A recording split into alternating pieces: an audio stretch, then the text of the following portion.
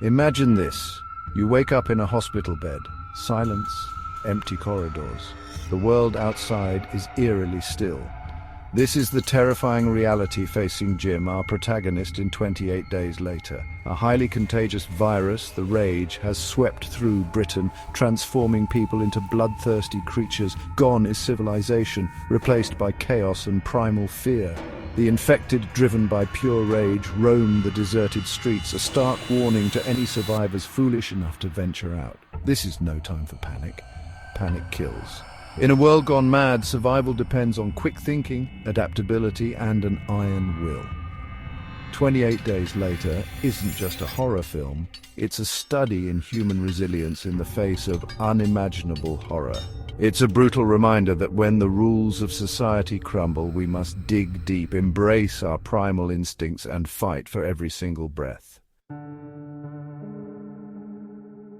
The first rule of any crisis: assess the situation. Jim, waking up to a deserted London, understands this instinctively.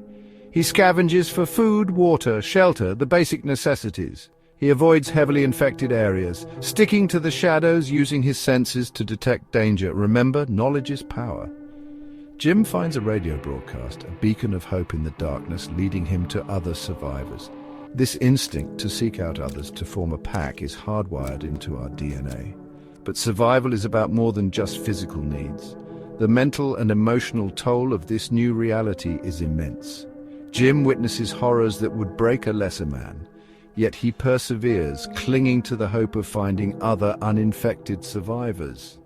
This, my friends, is crucial. In the face of unimaginable terror, we must find a way to keep going, to hope, because hope, even in the darkest of times, can be a powerful weapon. There's strength in numbers.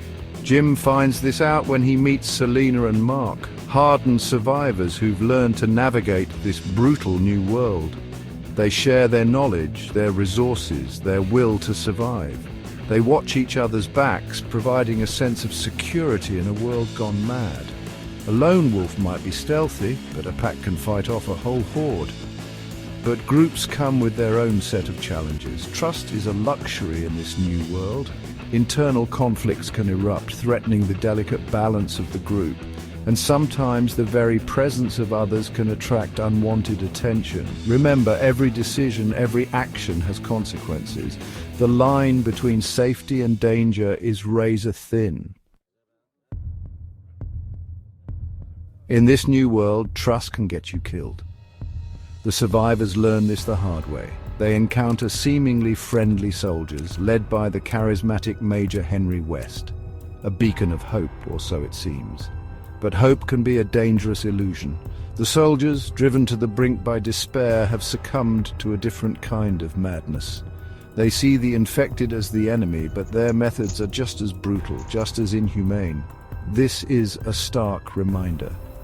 In extreme situations, even those who appear civilized can lose their humanity. Constant vigilance is key. Question everything, everyone. Trust your instincts. If something feels wrong, it probably is.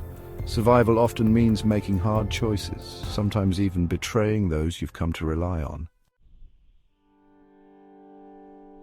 The world has changed. There's no going back. To survive, you need to adapt.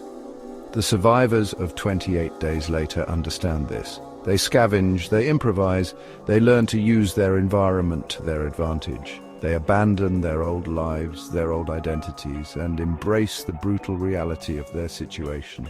Adaptability is more than just learning new skills. It's about mental toughness. It's about accepting loss, embracing the unknown, and never giving up hope. It's about finding the strength to keep going, even when everything in you screams for surrender. Hope springs eternal, the power of the human spirit. Despite the relentless horror, 28 Days Later is ultimately a story about hope. It's a testament to the indomitable spirit of humanity.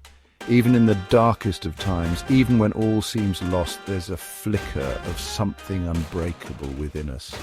Jim, Selena, and the others, they never give up on the possibility of a better tomorrow. This hope, this belief in something more, is what keeps them going.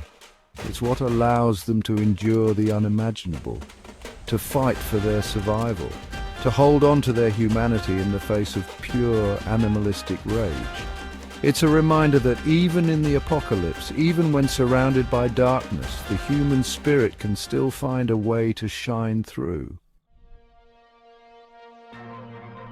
What worked and what didn't. Lessons from the infected wasteland.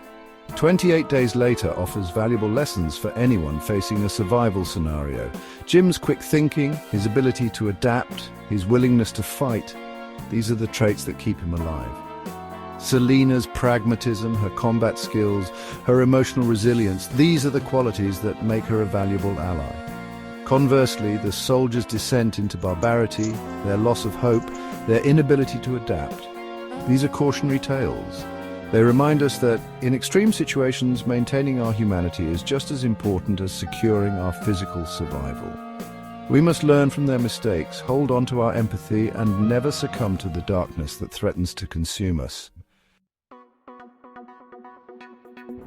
Could you survive? The ultimate test of resilience. Imagine yourself in their shoes. Could you handle the pressure? Could you make the tough choices? Could you face down the infected, scavenge for food, and trust your life to strangers? It's easy to watch from the safety of our homes and judge their actions, but out there in the infected wasteland, every decision is a matter of life and death. 28 Days Later challenges us to confront our own mortality, to ask ourselves, what would we do to survive? Would we rise to the occasion, embrace our primal instincts, and fight for our place in this new world order? 28 Days Later. A blueprint for survival? This film is more than just entertainment.